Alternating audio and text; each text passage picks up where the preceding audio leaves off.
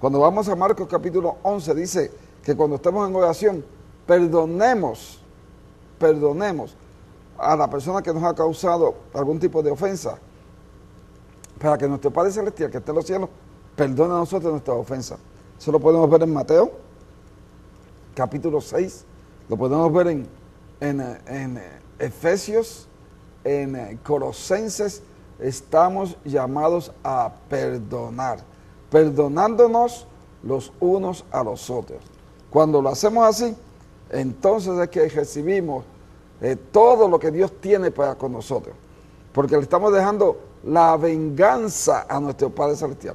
La tendencia en lo natural es que las personas, en lo natural, en el mundo, es que las personas tengan esa tendencia a vengarse, a desquitarse por lo que le hicieron.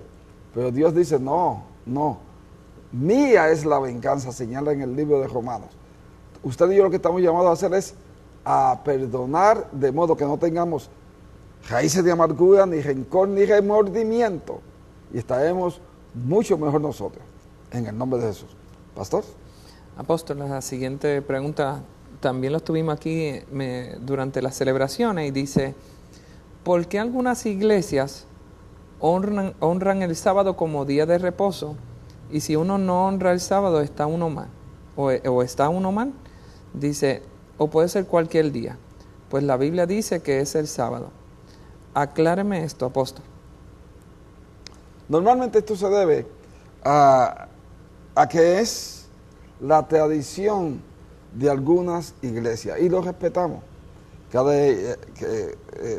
Todas las iglesias tienen sus normas, todas las iglesias tienen sus reglas, todas las iglesias tienen sus estatutos, y si la persona está en esa iglesia, es miembro de esa iglesia, y quiere estar siendo un miembro bona fide, está llamado a hacer lo que se dice en esa iglesia que se haga. No obstante, la palabra es bien clara.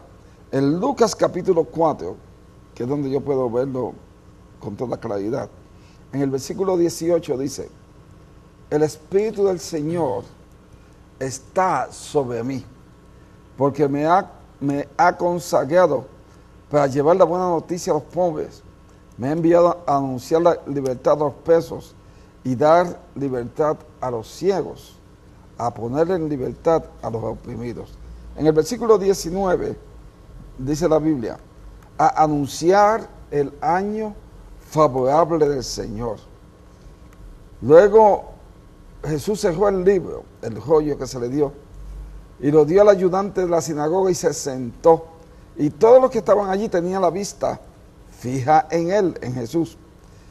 Y él, Jesús, comenzó a hablar diciendo, hoy mismo se ha cumplido la escritura que ustedes acaban de oír. El día de reposo en el Viejo Testamento era los sábados. Hoy en día, el día de reposo, el día del Señor, que es lo que estamos hablando, son los 7 días de la semana. Por eso es que él dice, hoy se ha cumplido la escritura que ustedes acaban de oír. La promesa del reposo de Dios se realiza plenamente en Jesús nuestro Señor y Salvador.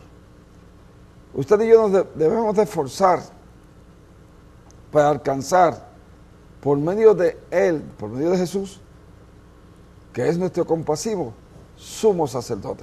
Usted y yo estamos llamados a entender que todos los días, sin excepción, son todos los días para Jesús de Nazaret, que vivamos para Él, por Él, con Él, porque Él fue el que nos hizo.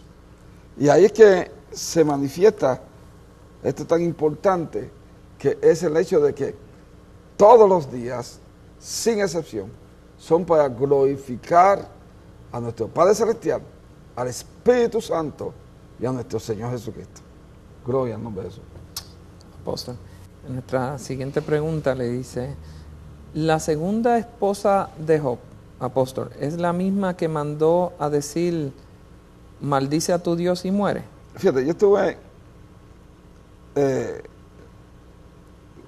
observando esta pregunta que es sumamente interesante también,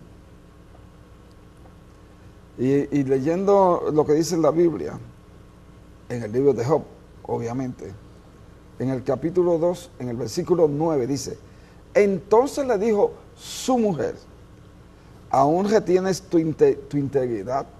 Job es un hombre íntegro, honesto. Y dice, maldice a Dios y muérete. Y aquí está la contestación a esta consulta. Y él le dijo, ¿cómo suele hablar cualquiera de las mujeres fatuas? Has hablado. Como suele hablar cualquiera de las mujeres fatuas, has hablado. Se lo está diciendo su esposa. ¿Qué?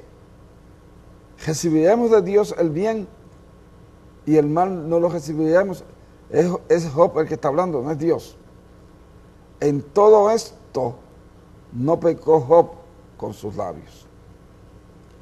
En esta porción bíblica, versículos 9 y 10 del segundo capítulo del libro de Job, usted puede ver con toda claridad que la esposa de Job estaba en pecado. Le dice mujer fatua, mujer necia, mujer insensata. Ahora, en el momento en que Job estaba pasando por todas estas situaciones, es interesante observar que sus hijos, los 10 fallecieron, dice la Biblia. Dice 7 hombres y 3 mujeres. Los 10 fallecieron. Y fallecieron también todos los animales que él tenía como sus propiedades. El ganado, todas las bestias que tenía, los camellos. Todo lo que él tenía de su propiedad falleció y todo fue destruido. Pero a su esposa no le pasó nada. Y uno dice, pero ¿por qué a la esposa no le pasó nada? Después que la esposa ha hablado de la forma que habló. ¿Por qué se le respetó la vida a la esposa de Job? Cuando el resto de su familia, todos sus hijos fueron destruidos. Y aquí yo le voy a decir, la sola presencia de la esposa de Job le causaba a Job un sufrimiento mayor que si ella hubiese muerto. El diablo la dejó vivita para darle más tensión, más presión, para traerle más pruebas a Job. Le estaba reprochando a Job. Y debido a esto, pues Job sufría más. Sus hijos, 7 hijos muertos, 3 hijas muertas, todas sus propiedades destruidas, él sufriendo en su cuerpo aquel tipo de lepra que le vino encima. Y encima de todo eso, la mujer vivita, causándole más tensión, provocándole más sufrimiento a nuestro hermano Job. Pero hay que observar que la Biblia nos señala realmente si ella murió y él tuvo otra esposa. No lo señala la palabra de Dios. Yo creo que ella murió por estar fustigando, por estar castigando, por estar trayéndole más sufrimiento a Job. Yo creo que ella murió también.